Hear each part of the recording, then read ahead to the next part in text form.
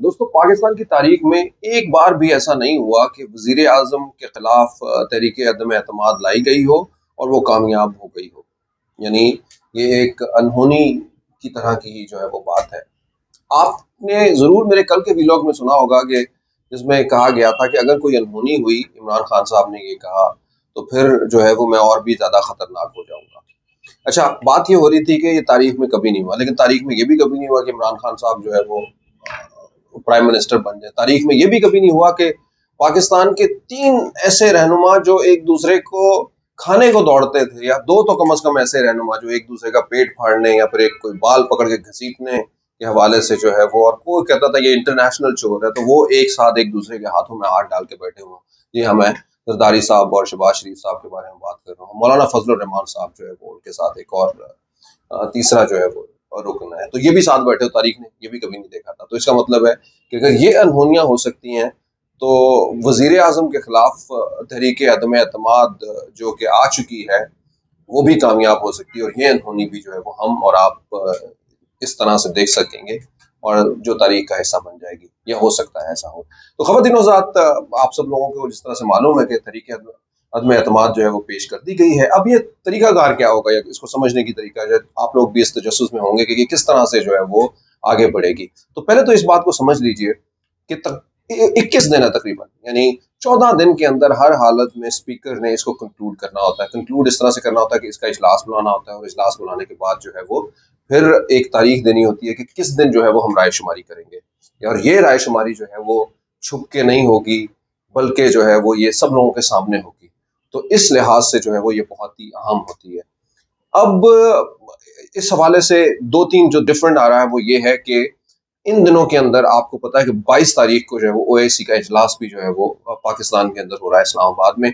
इस हवाले से पहले से ही जो है वो कुछ दिनों के लिए ओआईसी के इजलास को मुनक्किद करवाने के लिए ये पार्लियामेंट का जो हाउस है, वहां पे वो मुनक्किद करवाना है, और जिसकी वजह से पार्लियामेंट हाउस की जो है छुट्टियां की गई हैं। तो क्या वो इन 21 दिनों में ये भी दिन शामिल होंगे? ये एक कानूनी तौर के ऊपर जो है वो एक तरीका है। यकीनन हम किसी कानूनदान से पूछेंगे भी, और हो सकता है कि शायद इसकी वजह से कोई दिन जो है वो ऊपर नीचे हो जाए। बहरहाल, नहीं तो दूसरी जानिब जो है 21 दिनों के अंदर ये राय शुमारी जो है वो करवाना, स्पीकर का आईनी तौर के ऊपर जो है वो एक बाउंडिंग है स्पीकर के ऊपर। पहले 3 दिन के अंदर कोई उसको देखा जाता है, लिखा जाता है, फिर 14 दिन मैक्सिमम ये है कि इस वक्त तक ये डिसाइड करना होता है कि फला तारीख को जो है वो हम इसकी राय शुमारी करेंगे, और फिर उसके बाद जो है वो जीत या हार या चित या पट का फैसला होना है। तो इसके लिए जो है सारे लोग सरगर्म हैं, ऑपोजिशन की सारी जमातें। ये जो ऐसा लग रहा है कि शायद ये अचानक हो गया, ये अचानक नहीं है।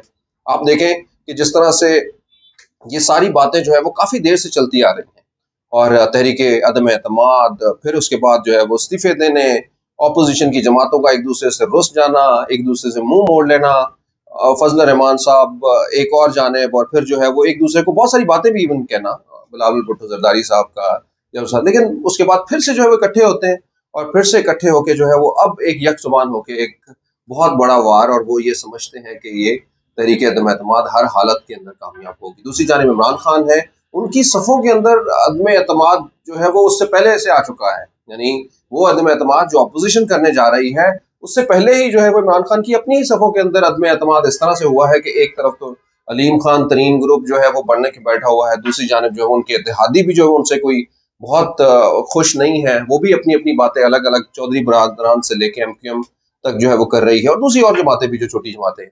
और सबसे बढ़कर तो ये कि आपका अपना ही जो है वो, यानी जिस तरह से हम बात कर रहे हैं कि ये तरीन ग्रुप और ये सारी, और उन्होंने तो एक तबल बजा दिया है और उस्मान बुजदार साहब के बारे में कह दिया कि किसी हालत के अंदर भी वो हमें कबूल नहीं है।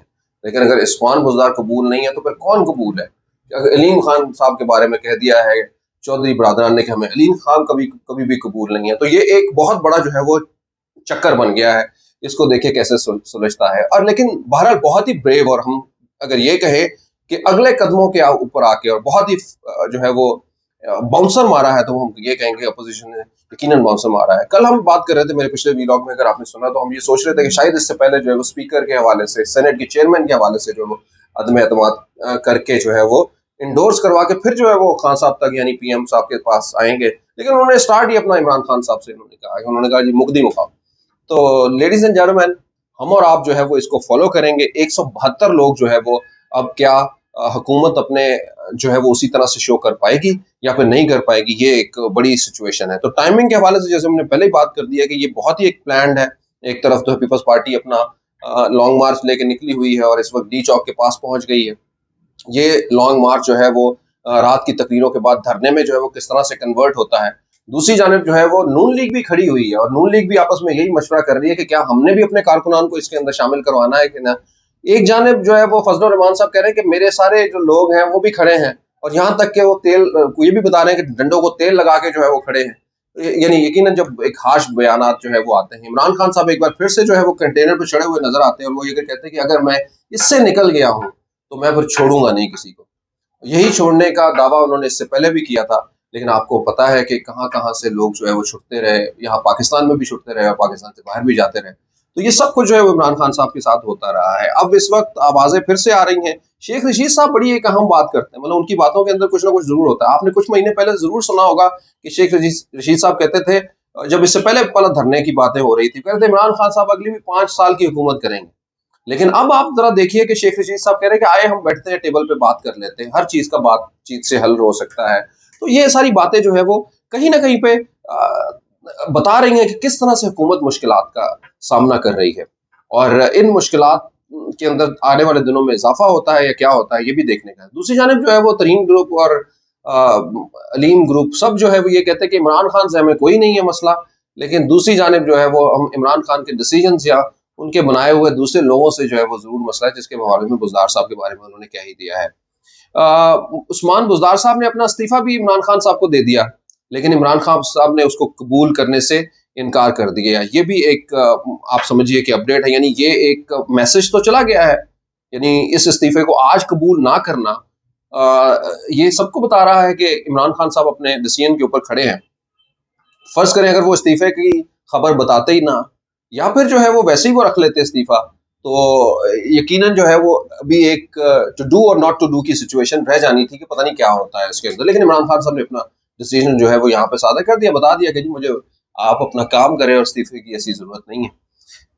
तो ये है दोस्तों अभी इस वक्त सूरत हाल, और जमहूरियत की पासदारी के लिए निकले हुए अपोजिशन के ये जत्थे, देखते हैं कि अब जमहूरियत के ऊपर कितना जो है वो सादर होते हैं।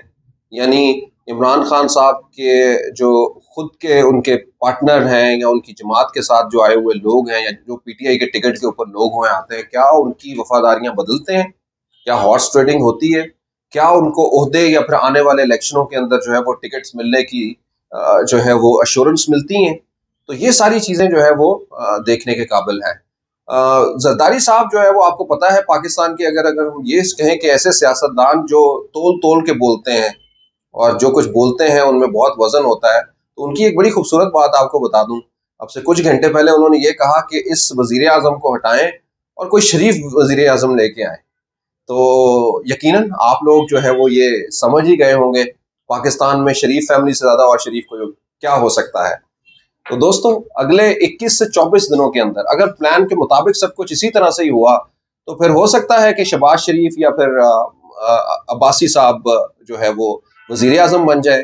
कुछ देर के लिए जो है वो उनकी हुकूमत बन गए और कुछ देर से जो है वो ये हुकूमत जो है वो ज़्यादा देर के लिए जो है वो बन जाए, और फिर न जाने उसके बाद कब इलेक्शन हो।